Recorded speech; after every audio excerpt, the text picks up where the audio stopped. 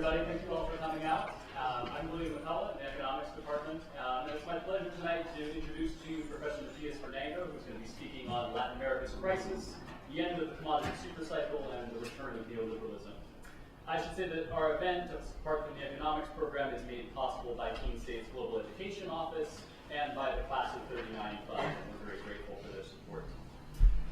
Professor Vernengo has had a distinguished career here, and I won't do justice to it in my remarks here, but he is the former Senior Manager of Economic Research at the Central Bank of Argentina. He's consulted for the International Labor Office, the UNDP, and the Economic Commission for Latin America and the Caribbean. He's published extensively, authoring over 50 articles in peer-reviewed journals and in popular outlets like Dissent and The Guardian, and he's the co-editor of the Review of Keynesian Economics and really maintains the fantastic blog at Naked Keynesianism that I would genuinely commend to all of you regularly. And among his lesser accomplishments, supervised my dissertation, for which I'm thankful. So, being very brief, I hope you will all join me in extending a very warm welcome to Dr. Matías Vernengo.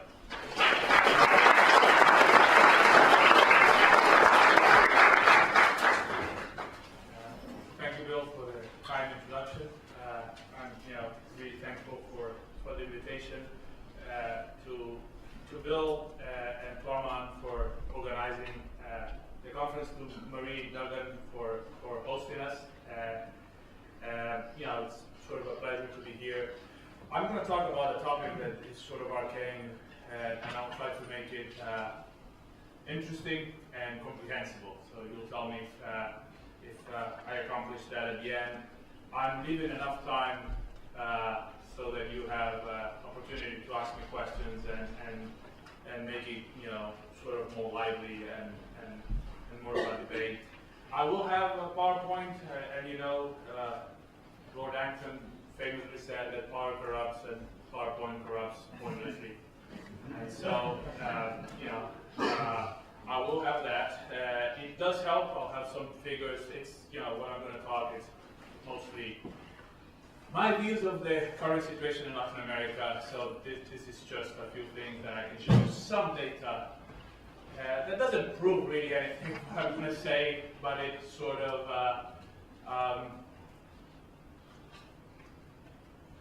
provides support to some of my prejudices, let's put it that way, which I think it's relevant for some of the stuff I want to say.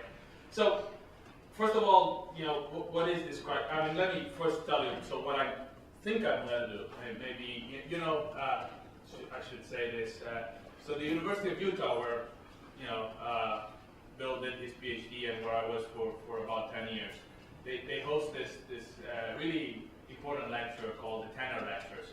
And the Tanner Lectures are all over the place. They're not just in Utah. The Tanner family is from Utah, but there are Tanner Lectures in Cambridge in England and Tanner Lectures in Harvard.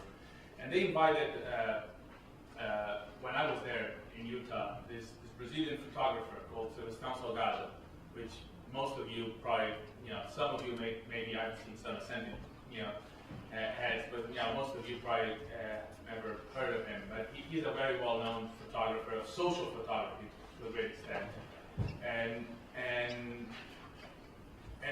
he gave the Tanner Lectures. And the first thing he said, I was invited and brought to have dinner and not this, that, and the other. Because I grew up in Brazil. I'm from Argentina and grew up in Brazil, and I was this sort of Brazilian guy. And Sebastião Salgado, by the way, he's a photographer, but he got a PhD in economics, and at some point he was tired with economics, and he told his boss, I hate this, I want to be a photographer. And his boss said, we all want to be photographers.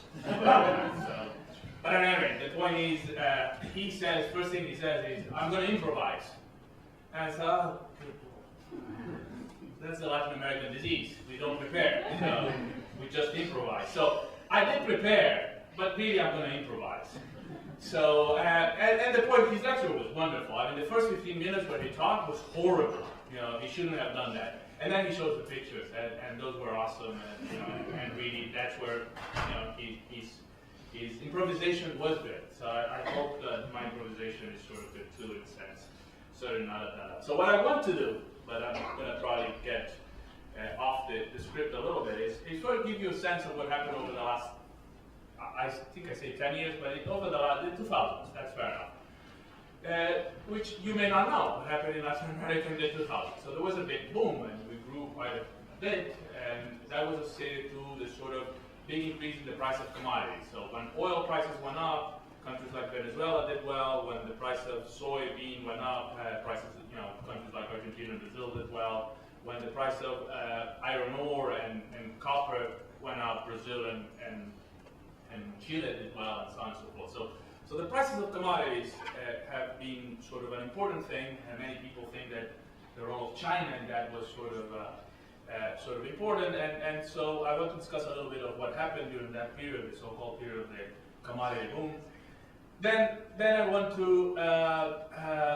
to suggest to you and show you a little bit of the data of what happens when those things sort of tend to end. And I'm going to try to explain to you this idea of the super cycle of commodities, which sounds sort of strange and arcane and complicated, but it's relatively simple. So hopefully I'll be able to show you that. And a good chunk of the explanation of that crisis that is going on right now is that that's the cause of the crisis. That prices of commodities that have gone up in a cycle that it's sort of longish and 30, 40 years long has sort of reversed recently, and that's at the core what causes the problem in the region right now. What I will suggest to you guys is that that's a mistake. So that there might be a cycle of commodities, and that certainly does play a role in terms of the outcomes of the economy, but that if you look deeply, the recent crisis, it's self-imposed, and that this is the result of, and again I'm going to discuss to some extent and try to explain this, neoliberal policies. So whatever that is, and we'll discuss it. So and that it's at the end of the day the result of this turn to the right, and that's really why Latin America has sort of divided. So here you have a picture of that, okay, more or less. So this is GDP, and the rate of growth of GDP, real GDP, over a period that is quite extensive, from the 50s to 2016, essentially. And for the region as a whole, so it conceals a lot. So the region as a whole here, it's I think it's 12 countries. In all fairness, if you put 3 or 4 of those, if you put Argentina, Brazil, Mexico, the big 3, and you add Chile and Colombia, you have 70% of the GDP of the region. And I should say, I don't know how much GDP over the last few years has been maligned in the press, and so many people have sort of weird notions of how well this measures and what it measures of the well-being of the economy as a whole. So I should say that I do believe that the GDP is a reasonably good measure of material well-being, and that's an important measure of certain things that happen in the economy. It's not a very good measure, even GDP per capita, of well-being of the population in general, but it's a decent measure of that, of material well-being. It's not a very good measure of several other things that are important, okay? So sustainability, those issues are not accounted here. So this is strict use of resources. But in that respect, it does a good job. And I always say to my students when we look at this, and in one particular aspect, this is a very important measure of well-being, because we do know that GDP correlates very well. There is a law in economics, and things in economics don't often have a law. It's a thing called Oakland's Law that says that when GDP grows 2% above its average, so to speak, unemployment decreases by 1%. And that works, by the way, in every country that you sort of do this. I have done it for several Latin American countries. I have done the data for the US, and that works. So, and employment is an important thing. Decent jobs are central for well-being. So dismissing the GDP as fair enough. It has limitations. My point is, it has limitations, but it shouldn't be dismissed as something that is not important. It is important, and it has a central relation to things that are important for the well-being of everybody. So, when you look at the period of the 50s to the early 80s, you can see that the average is at about what? 4.5 or something like that for the region as a whole. So here you have some countries that are really growing fast. The fastest growing country in the world at this period, depending on if you cheat, So if you cheat, depending on the years you pick up, it's Brazil, beats South Korea, beats Japan. You know, it's if you pick, depending on the year of the crisis and whatnot, but it means it's up there. So even if you don't cheat, it's among the top three. It's about 7.5% per year. Mexico is doing well. By the way, China, which people tend to think of China as being something that only recently was growing, even in the Mao era, was growing at about 6%. So they were doing well too in that era. So it's a period of high growth, by the way, globally. US too, if you do this graph, it will look very different. In the 50s and 60s, US was doing better. My sort of repeated joke, I did it this morning, so some will hear it for the second time. So the 50s and 60s were great all around the world, unless you were an African American or a woman. But other than that, it was fine. So that period is a period of high growth. Then we have the 80s. And I average out the whole rest afterwards, because I think that that's the correct way of looking at this. So there is a period of pre-liberalization and a liberalization period, a period in which we implemented market reforms, and that starts happening by the 80s, although they sort of happen in several stages, and some of those are much later. But you see that the 80s, actually, if you isolate the 80s, because of the big crisis there at around 81, 82, you have a lost decade. So the 80s, for the region as a whole, is not negative, but for some countries it's negative. So we have negative rates of growth in the 80s. That is known in the literature on Latin America as the lost decade. And even though things get better, as you can see, it's still, the average rate of growth is considerably lower, at about 3%. So it's not terrible, it's decent, but consider 3% is the average rate of growth of the US before the current sort of period after the Great Recession in 2008. So that means that we're not catching up, we're just keeping up. And we're relatively poor, so this is not particularly good. So 6% is actually, it would take us 150 years to catch up, or whatever it is that, the math of this. So 3% is terrible. We're not catching up. We're sort of stagnating, essentially, in relative terms. So we're not catching up with the developed countries if we stay at that level of growth. But you do see there, I don't know if it's quite visible, from 2003 to 2009, there is sort of a balloon in there, and things get really good. And that's the period of the commodity boom. Okay, I'm going to show you the data later, just on commodities in this period, so I'm jumping here, but you see this is a commodity price index. So it really goes up in the period more or less from 2003 to 2009, then it sort of will collapse, so let me go back. So this is the story of how it looks. And when you look at the more recent period, can I do this? No. Oh yeah, it shows. If you look at the more recent period, you see that we're actually in what would be for the region as a whole a recession. So we have really sort of negative rates, and in many countries. So Venezuela is not doing good, of course. Brazil is doing terrible. Brazil is in the middle of a crisis that is worse than the Great Depression. It's already worse than the Great Depression. Worse than the 1980s, but certainly even worse than the Great Depression. Argentina is in recession. So, of the big three, the only one that is not an outright recession is Mexico. And it's not that Mexico has been doing well. So we're going to build a wall. So the point is, there is a crisis, and this crisis seems to be associated to, or at least certain people refer to this as being associated to the end of this commodity boom that I briefly alluded. So let's look at another thing. So this is what's called the terms of trade. So the terms of trade are the following thing. It's the price of what you export over the price of what you import. So let's think a little bit of what's the meaning of that. So the terms of trade are essentially, if you were to buy things, and all countries have to buy stuff, and particularly for developing countries. So if you're the US is a completely different country than every other country in the world. You see, now you're happy. I'm saying you're exceptional in some sort of way.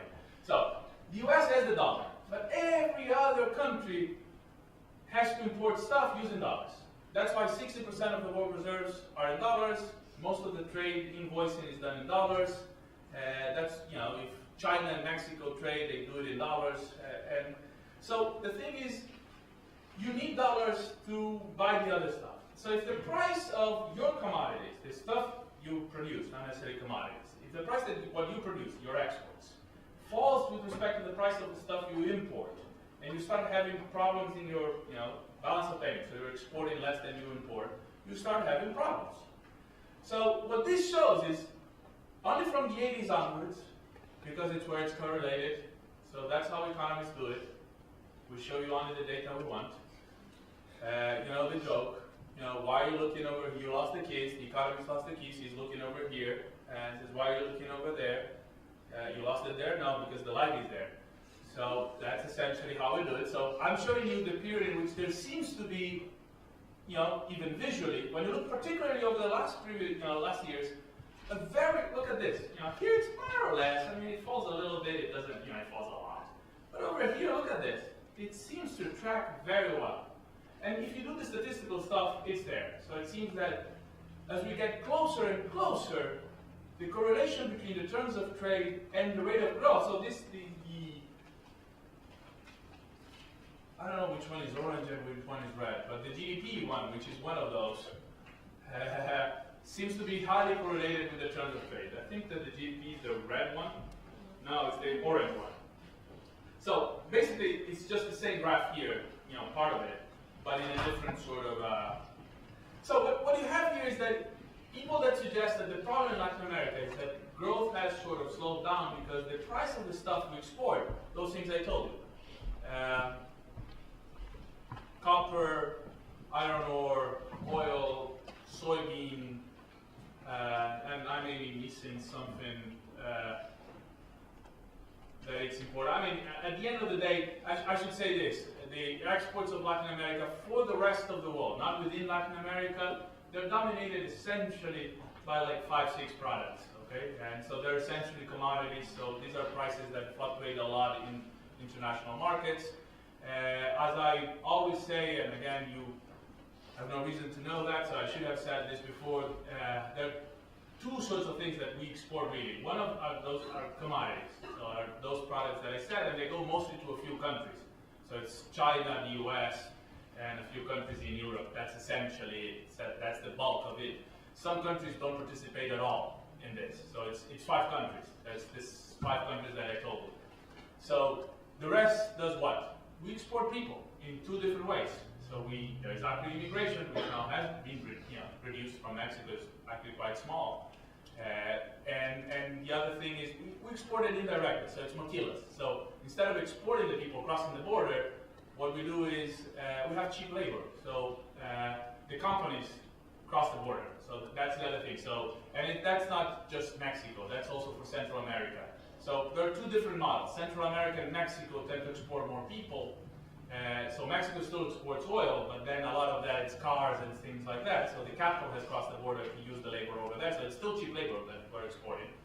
And in South America, it's mostly still commodities. The old sort of idea of selling, not coffee these days, but stuff like iron ore and oil and so on and so forth. So there seems to be a strong correlation. So this seems to be like a good explanation of what's going on. So we have a recession. The GDP is sort of fallen, and part of the reason the GDP is fallen, the orange one, is because it's sort of the other one is sort of collapsing, and maybe the collapse of this is caused by China and the slowdown in China and so on and so forth. So we're not to blame, which is good. You see, we don't have the troubles of Latin America are not caused by Latin Americans.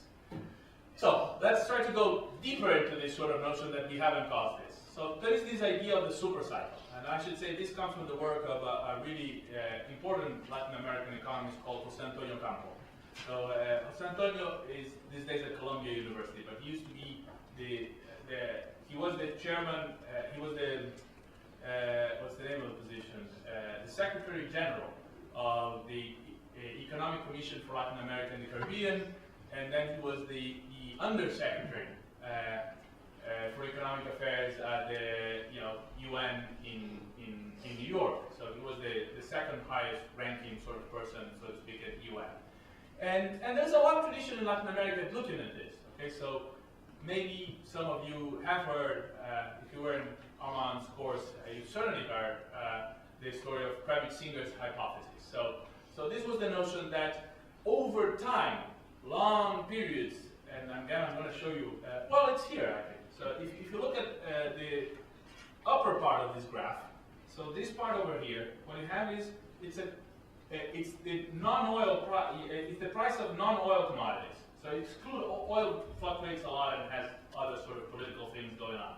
So these are all the other commodities, metal and agricultural commodities, excluding oil. And you see that over time, they have sort of gone sort of down, and it's mostly in two places. It's around the 30s, so with the Great Depression, and then around the 80s, really, that they sort of go down again, okay? And here you see the commodity boom happening, actually. So this is an old paper by him, so it went up. You don't see them going down again, but they have gone down, so to speak.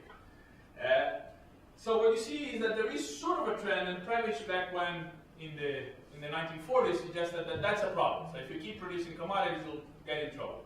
So what a couple was saying, it's an important addition to this long Latin American theory of why we have trouble. You know, the long Latin American theory, the history of this was, oh, we're in trouble because if you produce this stuff like soybeans and iron ore, nobody wants that, you know, so as your income goes up, how much more soy can you have? You know, tofu is really not that good. I'm not a vegetarian, I'm Argentinian. And so we eat meat, so I'm sorry, I'm not helping the environment. And the point is, the other stuff, the manufacturing goods, they tend to, in proportion to these commodities, go up in price. So if you're the producer of these sort of commodities, you're not doing well. If you're the producer of these manufacturing goods, you're doing perfectly. So in the international division of labor, we got stuck with horrible things to produce. And so that was part of our problem. And besides, there are things that nobody's producing technological, innovative things. So that, you may come up with a sort of better sort of seed for soy. We actually don't. It's Monsanto, and it's terrible, and it's transgenic, and you have to buy the seeds from them, and so on and so forth. So it's actually evil, but that's another story. But the point is that there's not much technological innovation coming out of those things. Whereas if you produce, manufacturing goods, there's always something new, something that you need, something that everybody wants. The next iPhone, the next whatever is the next big thing. So the notion was that these things are going to fall. So Ocampo says, well, that's not even the worst problem. The worst problem is that these things fluctuate over time. So what you see in the bottom part of this graph is the following thing. So there is a trend down here.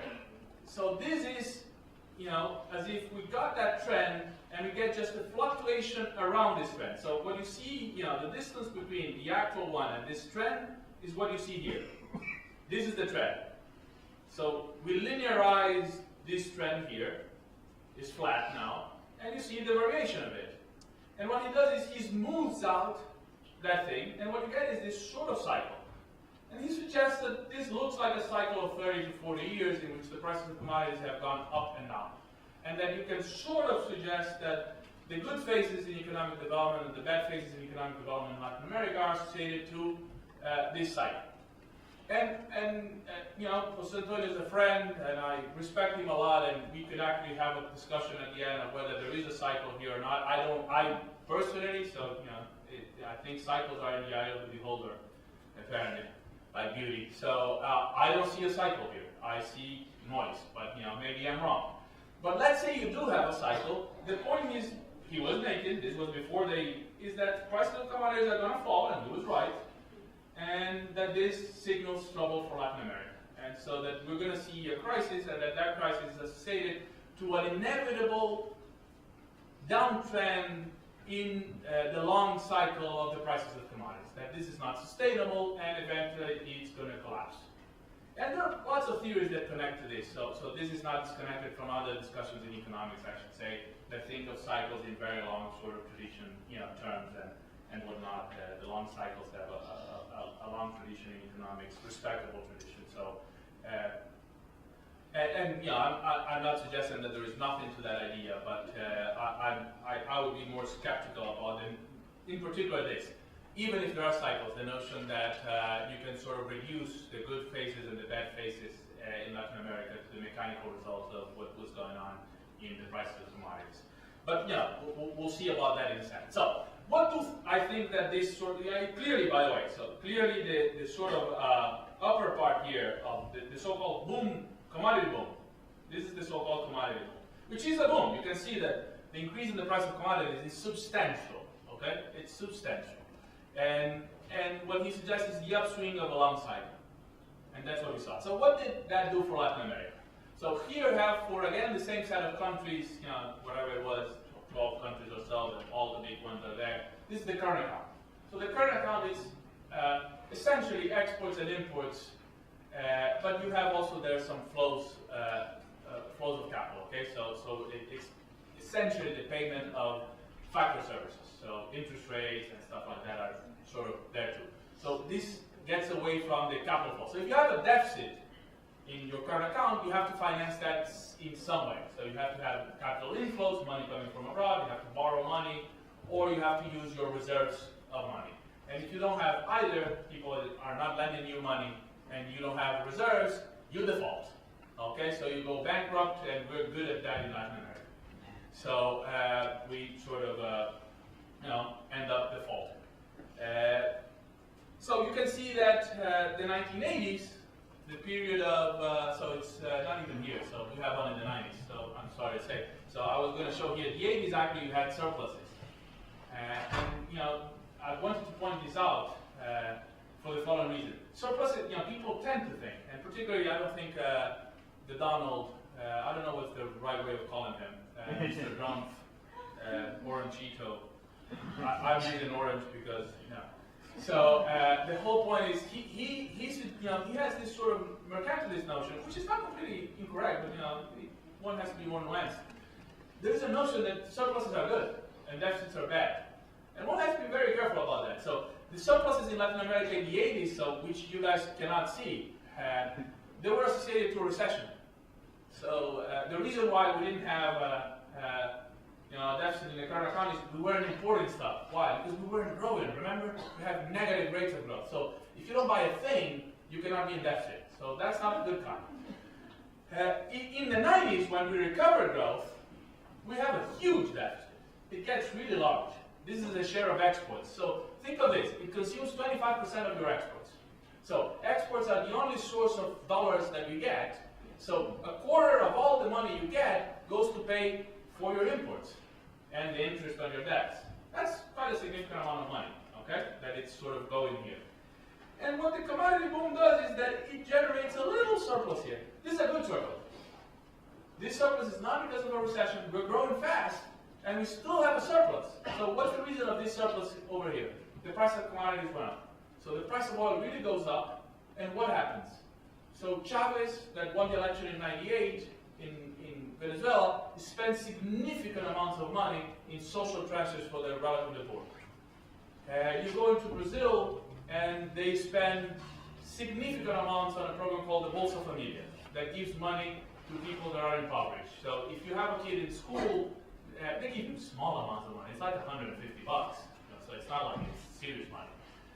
It's small amounts of money if you have your kid in school, which, by the way, keeping them in school will make their life better in the future, and so on and so forth. So that's the logic of the program. And the program existed before the left of center government in Brazil. It covered, I think, 1 million people or something like that. It was tiny. The thing is that this was expanded brutally, 1 million families, I should say, and it goes to something like 11 million families. So we're talking of the order of 40 million people in Brazil receiving this benefit. So that's why, and I'll show you some data in a second, income distribution in Latin America improved, improved or worsened, depending on what I'm going to say. Inequality was reduced. I think that's ambiguous. Inequality was reduced, which is unprecedented. Okay, so this didn't happen in any other place in the planet. So if you look at what happened during the early 2000s, every single region you look, inequality went up. So what you have here is a thing called the Gini coefficient. So the Gini coefficient, when it gets to, here we don't have the whole thing, if it gets to 100, it's pure inequality. If it gets to 0, so all the way down here, it's pure equality. So it wasn't, what year is that? I don't want to mess it up. 1980s, the early 80s, you have an estimate of about 0.5. And it goes all the way to close to 60%, if I'm not wrong. So it should be like 58, but maybe I'm wrong, because this is for the economy as a whole. And then it comes down. So you see, this is the period of the commodity boom. By the way, it's starting to go up again. So we already have some numbers, and it seems it's going up again. So it went significantly down, and this is unprecedented. So there is no place that has happened. By the way, another thing that is important perhaps for you guys to know is that Latin America is like the US, exceptional. We're different than everybody else. So we beat you at that. So we're the most unequal region for our level of income per capita. We have African levels of inequality with sort of Eastern European levels of income. So we're peculiar, sort of, kind of the Polish Nigerian. It's sort of unique. And we're very equal. By the way, I should say the US is also identitarian. I always, in my Latin American class, they said that I think, and this is just a sort of wild hypothesis, that the reasons for that are associated to the way the Americas, not just US or Latin America, were built on a basis of exploitation of indigenous people and African Americans. And then that has sort of remained deep in the structure. The US also is a country that for its level of income per capita, it's a very high level of income, and yet it's considerably more unequal. By the way, the US is sort of at the, it's about 40 something, the low 40s, the Gini. It's 48 now? Oh, good lord. The US is Latin American. Yeah, it's brutal. So I want to say, US, I always, when I teach my Latin American class, I put the numbers, and the US is on the bottom end. The US is not very different from Argentina. It's, poverty is still different because the level of income per capita is higher, so you're better off being poor here than probably in Argentina, but the level of inequality is not different, and that's unbelievable that we have Latin American levels here. So the US is within the range, by the way, so that means that the US is normally within the range, and that's an important thing. So for us, what matters is that inequality was coming down, but don't get me wrong, inequality was coming down not by magic. This wasn't markets, it was policy.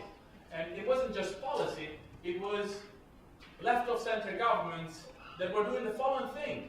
They were using the benefits of the rent prices that you get from high prices of oil, high prices of soybean, high prices of iron, high prices of copper, to redistribute and to do more social policies. Minimum wages went up significantly. The levels of formal employment went up. Those are two important things that people often forget. We talk more about the transfers. Don't get me wrong.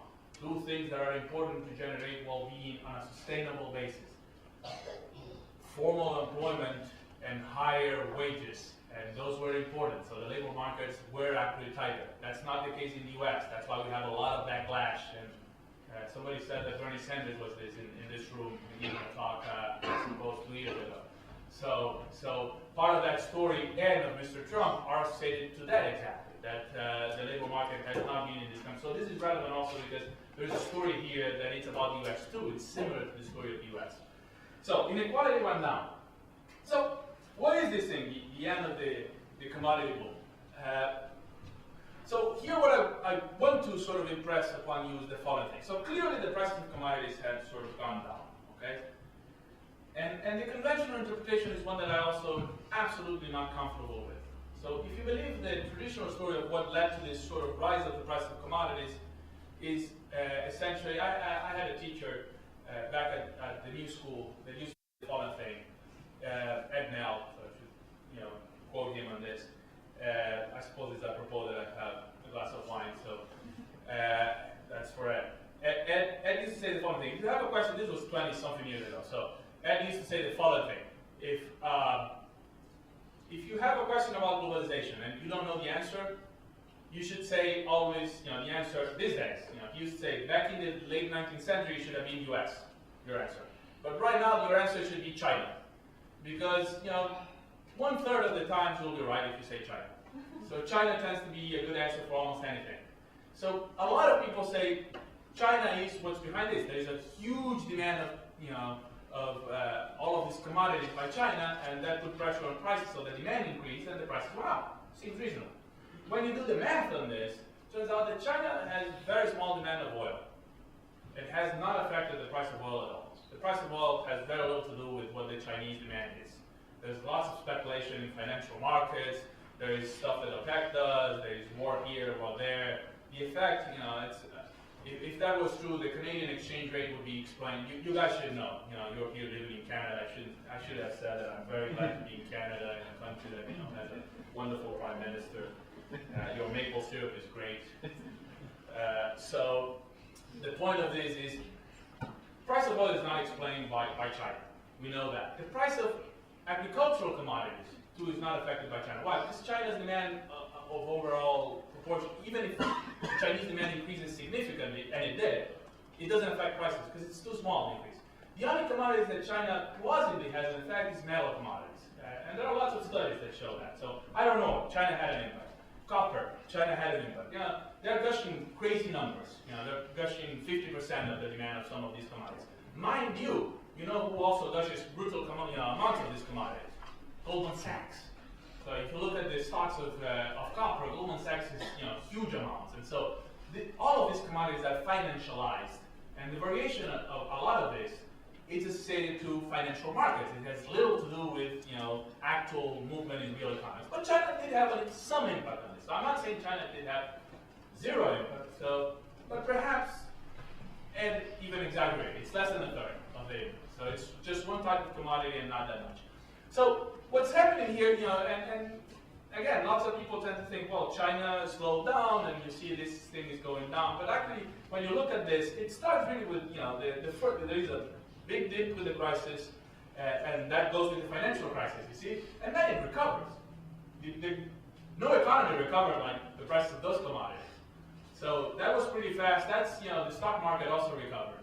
The stock market is doing fine, which is measure of nothing, by the way. That one is the way. GDP, okay, measures some stuff. There's very little that is measured by, by the stock exchange. And then I would suggest that this is also sort of dangerous. And then you have this sort of significant fall over the last 3 years with a sort of a rebound. So I should say that this, some people see sort of this green shoots here as being sort of an important thing. Maybe it isn't. I'll be skeptical about that. There is still lots of speculation going on in financial markets. The number of derivatives on this is sort of staggering. So I should say every 3 years the Bank of International Settlements has a sort of report on this, and you can see the actual numbers. I looked at that last year. I cannot tell you, the precise number, but the numbers are sort of, they used to be before the crisis. That I can tell you, that I remember. There were $16 trillion of derivatives, commodity derivatives, and I should say the whole thing was 10 times global GDP. So it was $600 trillion. Global GDP at that time was around 60. These days it's probably more like $75 trillion. So we had 10 times more derivatives, financial pricing of stuff, than actual production of goods and services in the economy. So that drives a lot of the fluctuation in this. So it's mostly financial markets. So I'm skeptical that this can be explained just by China. China is one of the several sort of things that explains this. But it's there. So we do have, so I don't want to deny the impact of this sort of end of the commodity war. So why am I not that concerned? So think of this. So the prices of commodities are falling. So all of these Latin American economies will be obviously in trouble. Why? Because if the prices of commodities fall, they don't have enough money to pay for their imports. They don't have enough money to pay the interest on their debt, and so there's some sort of crisis that is looming big. Well, what I suggest to you is that if we want to understand what's going on, we have to understand the global economy as it is right now. And so I'm going to say a few things controversial about the U.S. Not half as controversial as Mr. Trump. So Obama was spying. I know that. So part of the story is that there is this notion that now the rates of interest are going to go really up. So that this thing here, what you can see here, is the Fed funds. So I put a sort of longer series so you have a sense of what it was in, and this is relatively low, I should say. But it was in nominal terms at around 6%. It fell with the dot-com bubble. It went really up pretty fast, and then once it was brought down after the Great Recession, it went never back up, and it has not yet sort of recovered anything that seems normal. So now it's closer to 1 year. So this is a few days sort of late, but we're about here now. Or we're going to get here. This is the effective one, so the effective one will be here pretty soon with the intervention of the Fed. So interest rates are incredibly low. And here you have to see also, that's another sort of fantastic thing about the US. The US when it has a crisis, any country that you have a crisis, there is a flight, and people don't want the currency of that country. The US had a crisis right here. And when it had a crisis, you see this grayish thing is the recession, and the interest rate comes to zero. And all of the money in the world, was flowing to the US. So the dollar actually appreciated in the middle of the crisis. That doesn't happen in any other country in the world. Okay, so if you have a crisis in Argentina, the Argentinians are the first to get their money out of the country.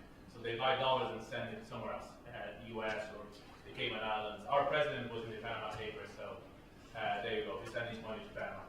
So, what's the point of this? The point of this is that I'm very skeptical of the notion that the US is going to hike the rate of interest very far up.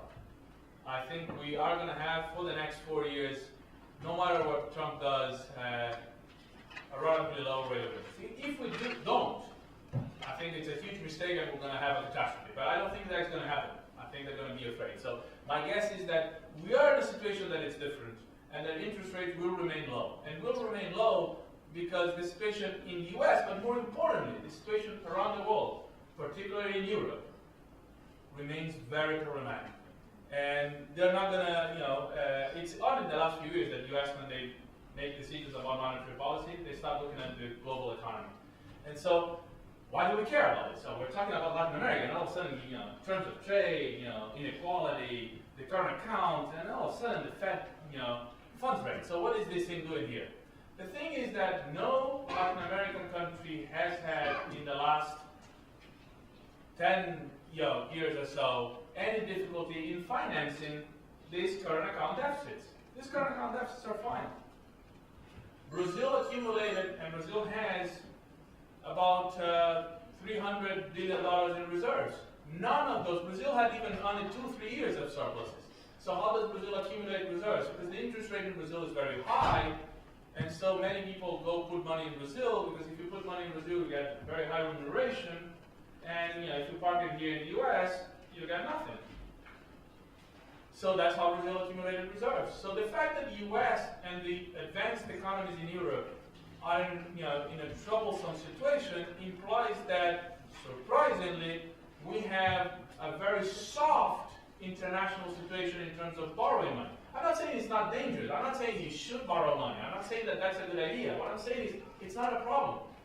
That's not why all of a sudden you have a switch in policies in Latin America.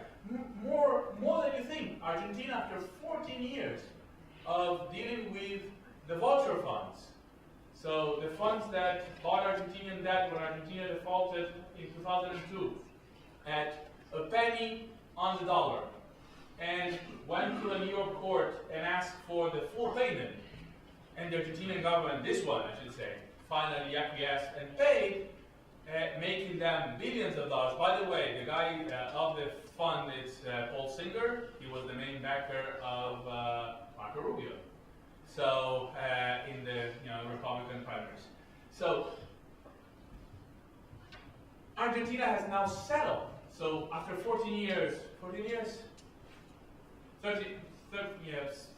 almost. So we finally settled that. So why? Because the international markets have international markets have come back to Argentina, so to speak. So Argentina can borrow in international markets.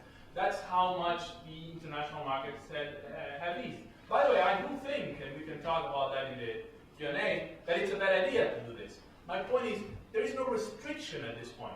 So there is no problem that if you grow too much, you're going to have deficits, and these deficits cannot be paid because your commodity, the prices of your commodities are too low. Yeah, the prices of the commodities are too low, but if you think that somehow you need to do these expenses in order to continue to grow, you can borrow money at this point. So there is no binding constraint for the Latin American economies. So what is the thing that actually happened over the last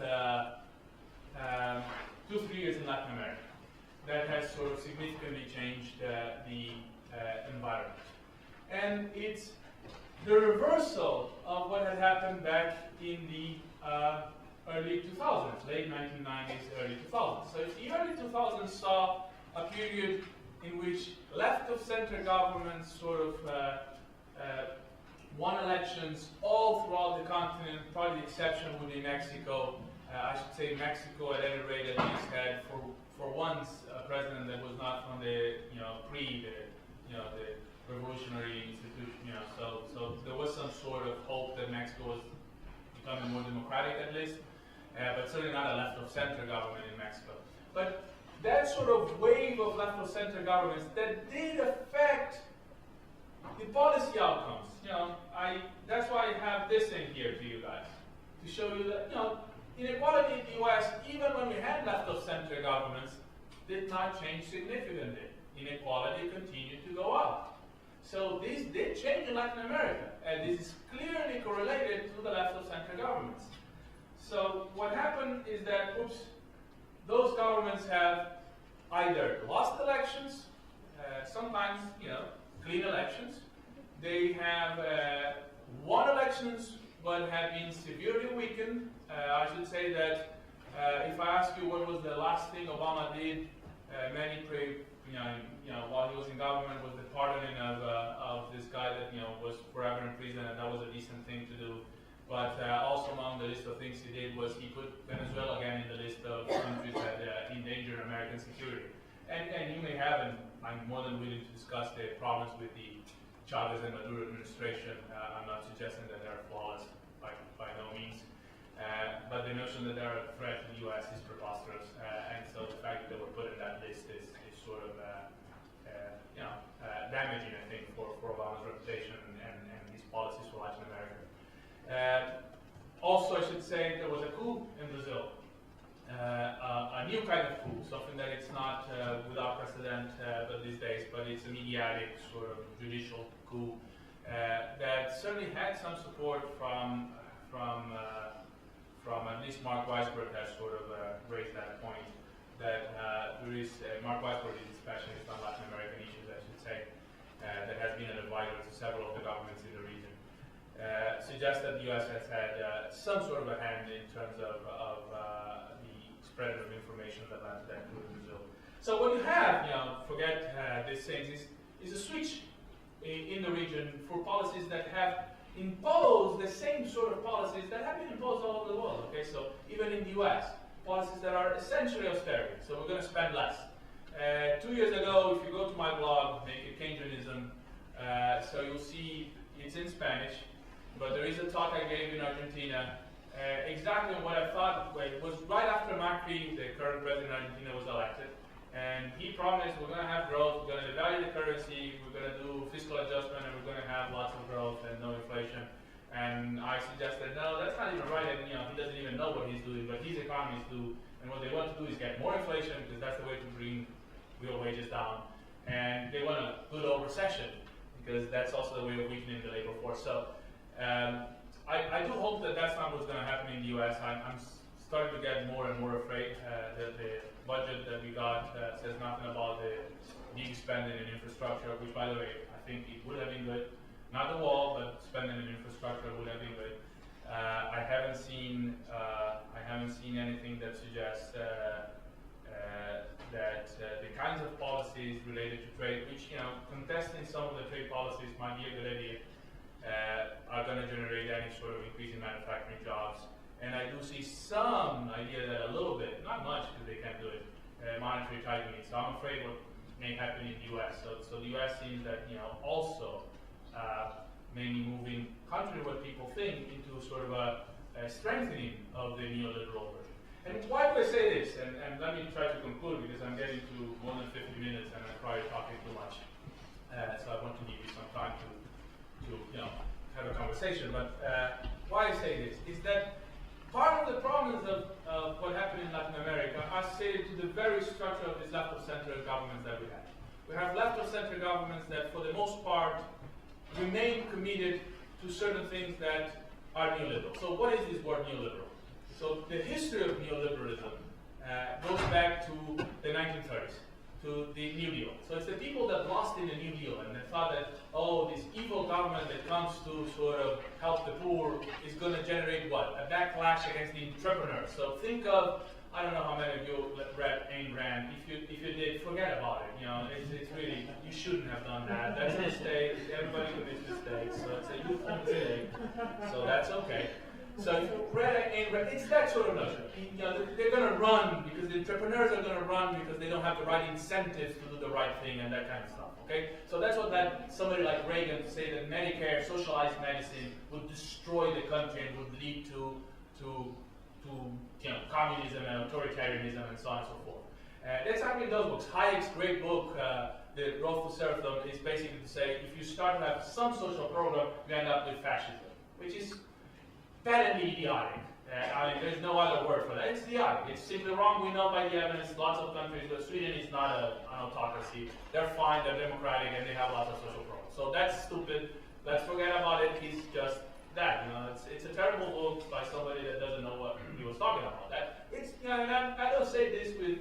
I'm trying not to be despective. It's very difficult not to be, but it's that kind of stuff. So that's the origin of neoliberalism. So what's neoliberalism in this context? Is that these ideas by the 1970s, because we did have significant amounts of, in the developed economy, I'm talking about the US, significant amount of improvement in the lives of everybody. There was a backlash. Those that lost pushed a backlash. And because there was, think of this, there was, among those that actually lost in the case of the US, there were a group of white working class men. That sort of got angry, and not without reason. They did loss, and there is a certain amount of loss. They haven't been compensated. Deindustrialization in the U.S. has had a real impact on the lives of these people. So those things generate backlashes. So I'm saying it's not just the wealthy people, but wealthy people are fundamentally behind this thing. They push back for policies that are in favor of what? Lower taxation for the wealthy and incentives supposedly for entrepreneurs. That's the sort of policies I'm thinking when I'm talking about neoliberalism. Those policies were embraced by Democrats in the US. My point to you guys is, during the commodity boom, a good chunk of these policies were embraced by the left in Latin America. Okay? Chavez, he was very fiscally conservative. He spent the least he could on some programs. Mind you, it's very good, so I'm not trying to, but more conservative than you would think. Some of these ideas were entrenched, as much as they were in the Democratic Party. Say, Bill Clinton back in the 90s. To give an example, Obama to a lesser extent, but also to some extent. So that was problematic because it's easier, for the right wing to come back and say, we have to do all of this adjustment because there was too much spending, if the left sort of provides that space. So my suggestion to you guys is that the crisis in Latin America is unnecessary. It's a crisis that comes from, not that there are no problems with this in here, so this is a problem. The solution for this problem has nothing to do with cutting spending. The solution for this problem is it's an old-fashioned, discussed long ago. The solution for this is you have to diversify your exports. You have to stop exporting just commodities. So if the price of this fluctuates, it's less relevant for you. So that's the long-term solution for this kind of problem. But what caused the current crisis, the crisis that you have here of the negative GDP growth, is the austerity policies self-imposed by the governments, because none of these governments is in debt, and none of this is not Greece. This was not imposed by the IMF and the European Central Bank. This is self-imposed. So who is at blame? We are. Thank you.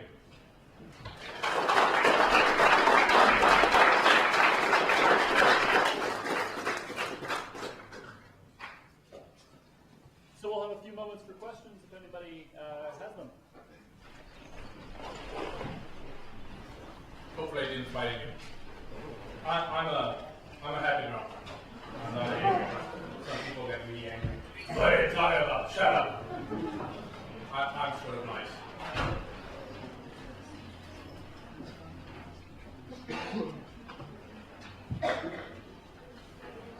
You can ask me about Trump. Oh, we have here 2 questions. Yes.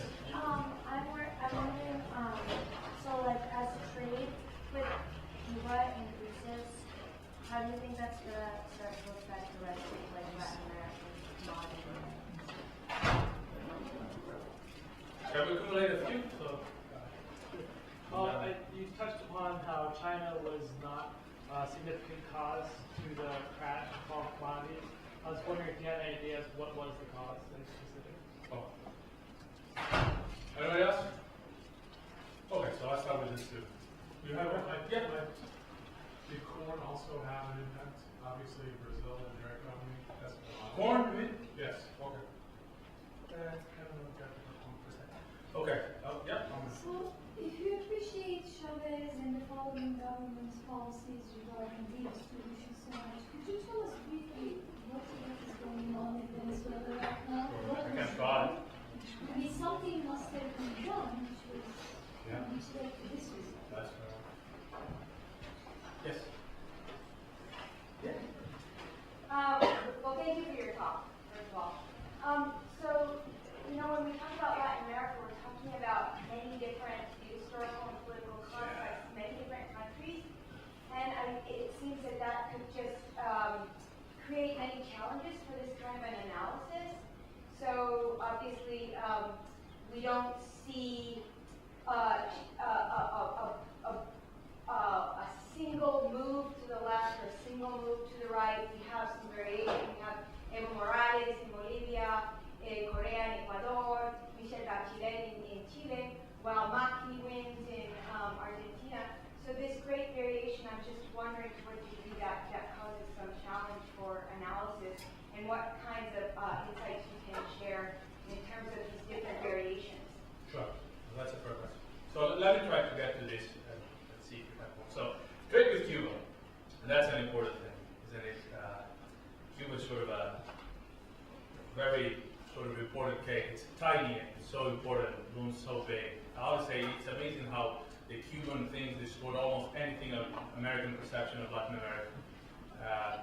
Think of the candidates for the US presidency. The two guys that discuss in Spanish, they're really against immigration. Because, you know, if you're Cuban, you just enter there. You just change. You just, you know, step into the US and you're a citizen. So that changed completely, whereas the number of Cubans that actually come are, you know, a tiny fraction of the whole thing. So really Mexicans are framing that story, but there. So Cuba has an overwhelming sort of, here's what I'm afraid about the opening of Cuba. So I'm gonna sort of twist your question a little bit. So you asked me what's trade with Cuba going to do to Latin America. So let me first think what it's going to do to Cuba itself. I'm very skeptical of Obama. And when I say this, yes, sure, Obama is fantastic. So we're comparing him to, you know, the guy that we have now. And I personally, you know, would have liked to have Obama still. But that's not the question. The question is his policies. I'm very afraid of the opening up of Cuba. The policy behind it's still regime change. The notion is we want to get rid of these guys. And it doesn't matter if it's some good stuff, like their health policies, and the fact that a good chunk of the people are happy with those. In general, when those things happen in Latin America, they're not for the good, you know. And Cuba has such a terrible history with the US. So think of Guantanamo, still there, you know, and all of the issues that sort of generates. So I'm afraid that a lot of trade with Cuba is a way of destroying some of. And again, I'm not suggesting that everything is fine with the Cuban model, but there is always something going on. You know, some stuff is right, and if you don't learn from those things, it's a huge mistake. So I'm afraid of what will happen with Cuba if we open too much. My view, it seems that that's going to be rolled back to a great extent because the Cubans here are sort of not really open to changing policy with Cuba, which is also not good. So I think Cuba is the quintessential example of the bad policies of the U.S. towards Latin America, and it's tiny. And so I don't think Cuba can have much of an impact in the rest of Latin America. It's too tiny. I think that Cuba has been hurt by the fact that Venezuela hasn't done so poorly, and so it's usually the reverse. The fact that we cannot help Cuba as much, particularly the left of center governments that have some relation with them, makes it harder. I should say there were important victories over the period which I sort of broadly, with one brush, call the left of center. Remember that Latin America has created an organization of Latin American states without the participation of the US, which I think is good and healthy. So, I mean, the people that are being bullied, pardon me, shouldn't have the bullying in the room if we're going to decide policy. And one of the things that we ended up doing is that we have full participation of Cuba, that the US has sort of precluded for decades and decades. So that's an important part. I think that, you know, the future for Cuba is going to be difficult, but, you know, having said that, it's not much. I think the future is difficult for us here too, so I'm not sure I replied to your question. I'm not sure China had no effect. I'm just suggesting that it's probably concentrated on some things, like, yeah, it have an effect on copper, but you know, the price of oil has nothing to do with China. So all of that, what I suggest is, it's a lot of speculation in financial markets. So that's a good chunk of what's going on with the price of commodities. So, you know, there are lots of things that go into that. Somebody asked me the other day, are we in a bubble? Is Trump having an effect on the stock market? Probably. So what? Is he having an effect on the labor market? Hell no.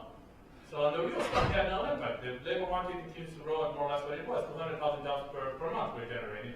He had no impact on that. Why? You know, people don't hire people because there's some new guy in the world. They hire people because the economy is growing. So it's growing sort of slowly. They hire more or less at that pace, and that's it.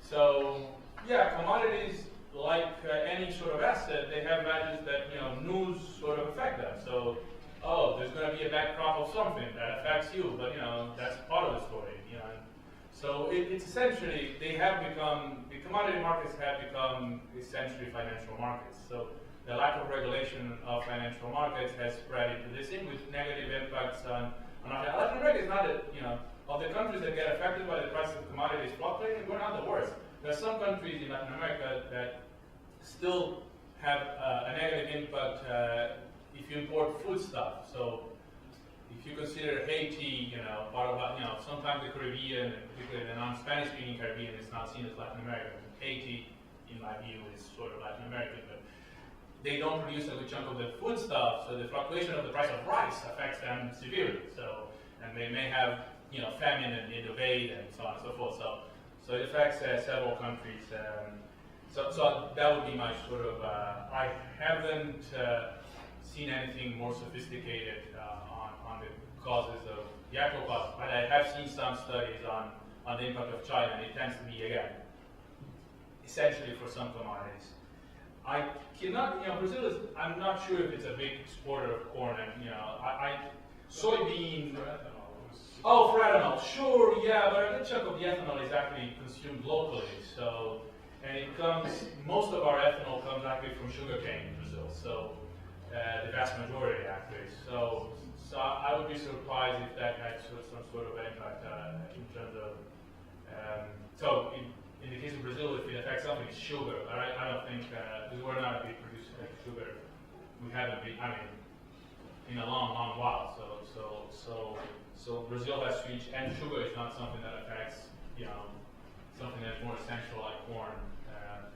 So I'll be surprised, but I really, I know that, you know, I have looked at the price of all commodities, so that's something I look. So the price of corn has more or less followed this sort of, the pattern I show here,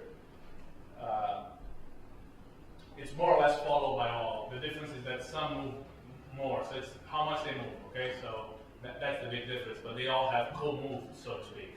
So if there is speculation, by the way, they sort of speculate more or less with all commodities, more or less in the same direction. Chavez and redistribute, that's you know, that's a whole different story. So Venezuela has many problems. So let me put it this way. So first of all, is Venezuela an autocracy and a dictatorship, as they say? No. That to me is, they won every single election, and Mr. Carter was down, and his institute down for every one of those. You know, essentially what they see is that they've been clean elections. Does he control the media? Good Lord, you know, the media is essentially in the hands of the opposition. Yeah, he has one channel. I mean, I should say this. So I don't know how many of you watch John Oliver, and he's not Jon Stewart. Let me say that. But so at some point he had something with Rafael Correa. Correa had said something. You know, he said something about Correa, and Correa responded in a show, and he joked and made fun of. I have met Correa a couple of times. I should say, Ecuador is a country I went like 6 times. Correa is an economist, did his PhD in the U.S. He had an exchange program with Kalamazoo College in the early 2000s with the University of San Francisco. He was there, so I have met Correa way before he was the president of Ecuador, and have been with him after he was president in the same room, you know, with several economists. Some got lost in the middle of that discussion, but I had, you know, we did talk, and we talked about globalization and those things in those meetings.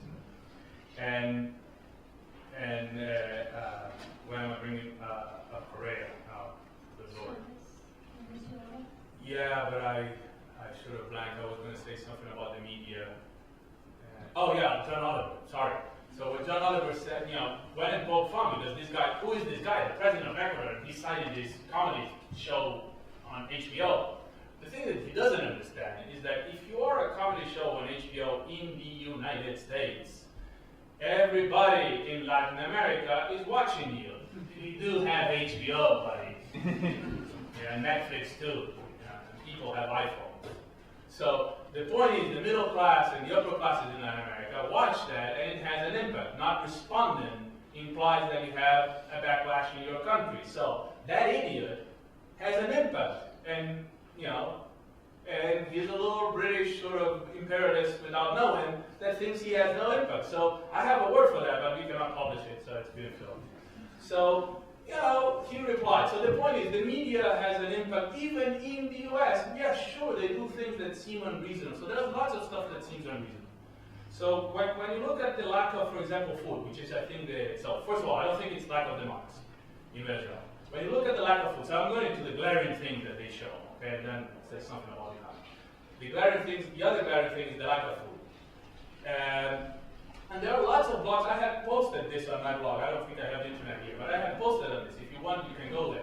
So there is some foreign guy that was there and showing, and I have friends there. Some of them are really anti-Chavez and anti-Maduro. So I'm fine with talking to people that disagree with me, by the way. Not everybody that I talk to thinks the same. I do on this respect. So I have friends that are sort of progressives, have studied in places that we have, and they do think that Chavez and Maduro are terrible. At any rate, the lack of food happens essentially in certain neighborhoods. It's mostly poor, and it's mostly basic goods.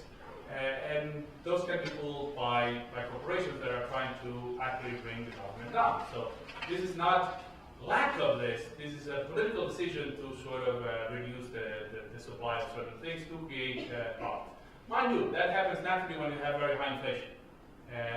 Just because, why would you sell something that the next day it's at a very much higher price? So it generates all of these black markets and whatnot. So that's going on too. If you go to the very expensive neighborhoods, people have, they have all the stuff. So the middle class is not suffering in Venezuela. Who's suffering? The people. But mind you, all in all, they're better off. That's the thing. I mean, over the last decade, the improvement in their condition is so big that even though we're having a crisis, they have done relatively well. So what's going on in Venezuela? They committed during that decade lots of mistakes. If you ask me what's the worst, is that they really didn't try to, they were very, very slow and incapable of changing the model. So the model was based on what? The price of oil went up, we spent lots of this money, and that's it. So that's a mistake. As a strategy of development, that cannot go far. Having said that, they used a lot of that money to redistribute and spend on, the relatively poor, and that's a good thing. So, what's going on right now? Well, in their case, the price of commodities did fall, and and that imposes some. They have been more stringent, and they have cut more than they need because they always did. So I have friends. Mark Weisbrot has been down in Venezuela, and he organized in 2009 a conference with several economists, including some close friends of mine. Franklin Serrano was down there. He's a close, dear friend. And part of the story was that Chavez was doing, at that time Chavez was still alive, and Chavez was doing a very restrictive fiscal policy. He saw the price of oil go down, and he retrenched spending much more than he needed. So mistakes were committed. And some are, profound, and, so, well, sure, Chavez didn't solve the problem of development in Latin America. So Venezuela is still over-dependent on oil. Well, who solved the problem of development? I mean, if you expected that to happen over, 8 years, 10 years, whatever it was, it's probably too much glass. So that's part of the story. So yeah, I oversimplify. I give you that. So let me put this. First thing when I teach a Latin American class, I say, Latin America is not a thing. So how many of you know why we call it Latin America? Anybody has an idea? So shoot. Colonized primarily by sort of a romantic language nation. Oh, you see, you take that we somehow decided to use this thing. So who used it first? Because we all share this sort of Latin romantic language thing. Who did that? So that's the justification. So you're absolutely right. So why? You guys know that? So this was done when the French invaded Mexico to collect foreign debt. So you have, at the request of our elites are shitty. So don't complain about Trump. Ours are worse. So, what did the French do? So they have a Habsburg emperor in Mexico, which eventually, was, sort of shot by the Mexicans, and Juarez, and what was the notion? You have a French elite ruling, Mexico, mestizo Spanish sort of indigenous country. How do they create some sort of sense of, not sure my definition is necessarily fair, but at any rate, how do they create a sense of unity? They say, oh, we're all Latin, we're all the same. So the first thing I say to my class is, we're not all the same. You cannot compare El Salvador story with the Argentinian story or with the Brazilian story. We're many different continents, many different stories, and that's absolutely right. The left of center governments in Chile are very different than the Argentinian ones. I would suggest that if I have to do a more refined version of this, and I have done in some places, I would put Chile and Brazil sort of close. I would put Argentina and I would put Argentina in that group, so people will disagree with me. I would put Argentina with Bolivia, Ecuador, and Venezuela, particularly the Cristina period, not so much Nestor at the beginning, but that would be me. I'm biased. I was part of that government for a while, so there are nuances and differences in those governments. But we had through a period which included this commodity boom, so that they had the revenue of all of these left of center governments in a good chunk. So that's why I only said Mexico, because Mexico is very different, and Mexico is doing something else and whatnot.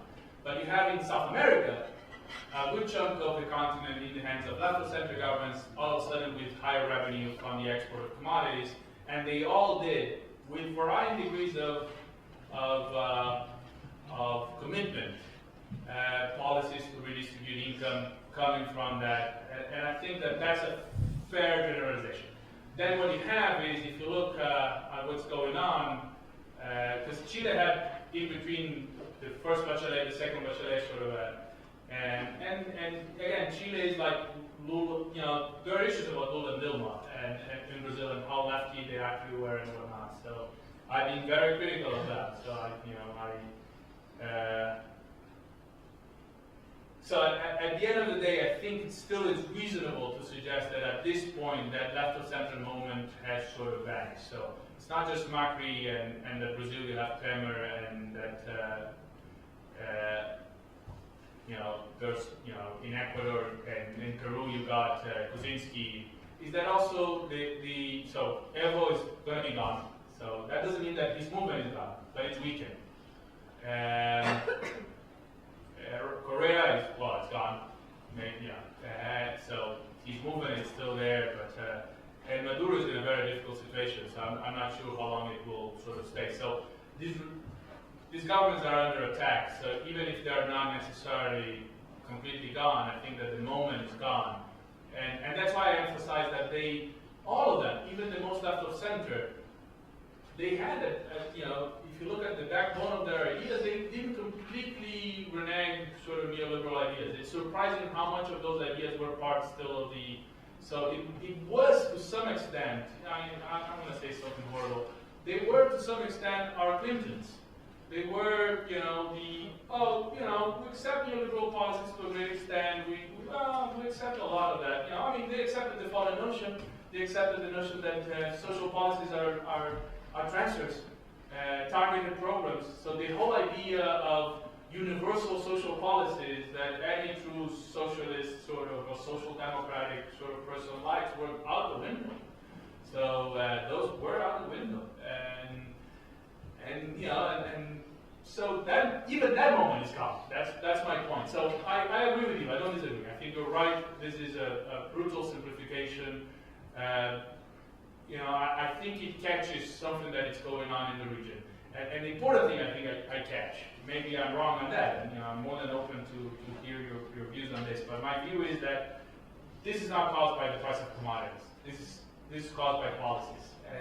And the weakness, even in the cases where the left still remains there, of their willingness to push. So even if you think Obama had the best of intentions, something that we can debate, he didn't pass a public option even. I mean, there were lots of barriers in between. He couldn't make more of a fiscal expense. I'm not suggesting that he's to blame for all of this stuff, but to some extent we caved on many things before we actually had the fight, and so I think that's part of the story in Latin America. So, for what it's worth.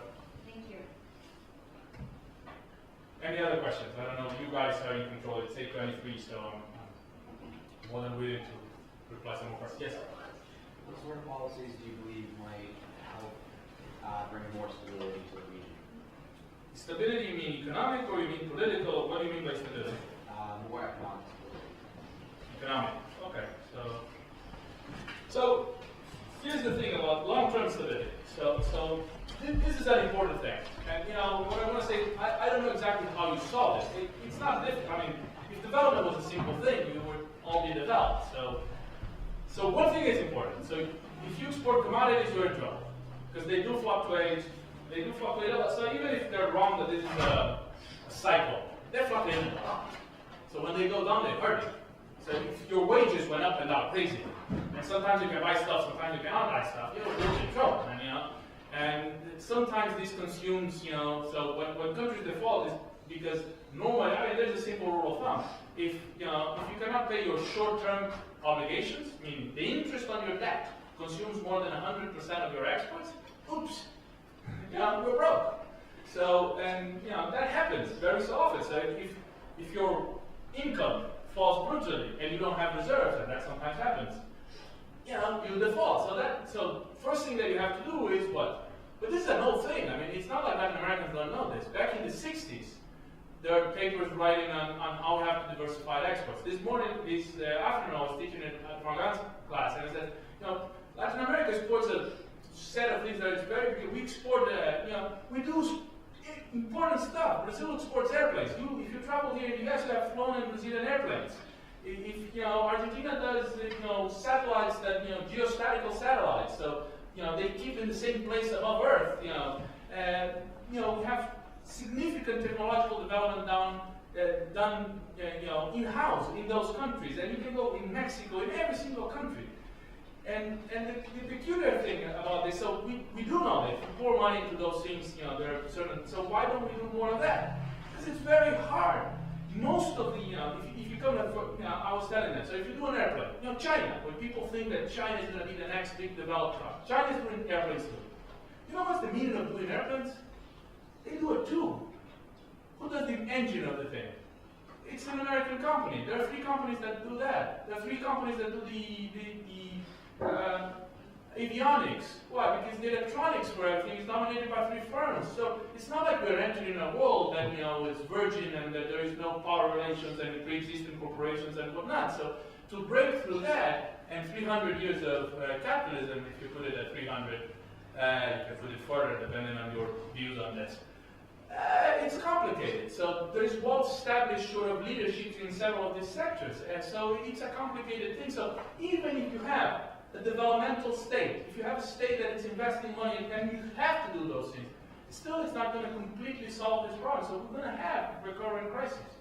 Then there is a completely different thing, on stability, because instability has to do with income distribution.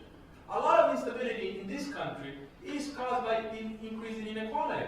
So you tell kids, how many of you are college students? Several of you are college students. So you tell kids, if you don't get a college education, you're screwed in life. You need a college education. But 70 years ago, if you went to a college education, and fair enough, if you went to fight fascism in Europe, they gave you a full scholarship to go and a stipend to get an education. What do they give you these days? A huge tab. So you get the following thing. You must have an education, but in order to get an education, you must get indebted. So if you get in debt, they control you. So you're going to spend your whole life, you don't have 1 mortgage these days, you have 2 mortgages. You have your education plus, and by the way, I'm not saying that everything was fine back then. I don't want to idealize the past. The joke I said before, that went to white men. If you were black, you didn't get the GI Bill. If you were a woman, you didn't get the GI Bill. You married the guy, so that's the way you got access to this. So It's not that the world was good, but at least inequality was seen as a bad, something that we have to deal with because it generates instability. We're the kings of instability. We invented instability. We own instability. We're the number one in instability. We have great inequality. We're the best at inequality. We're tremendous at inequality. So that's a problem. So first thing we have to solve in Latin America is inequality. And that was a good thing that the left of center government did.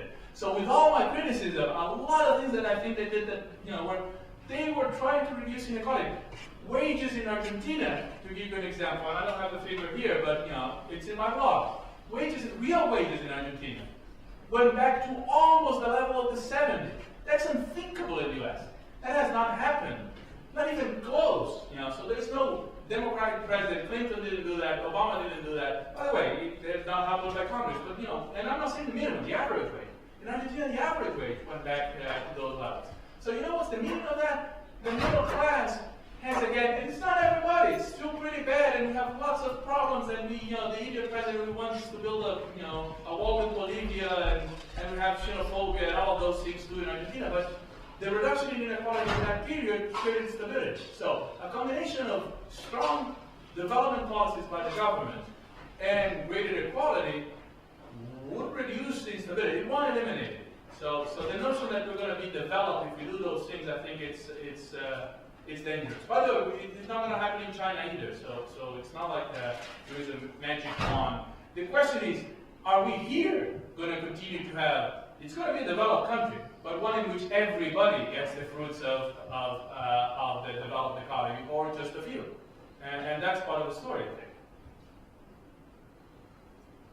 Not happy note. Well, I want to thank you all again for coming out here, and I hope we can extend one more thanks to Professor Vernengo for his talk tonight.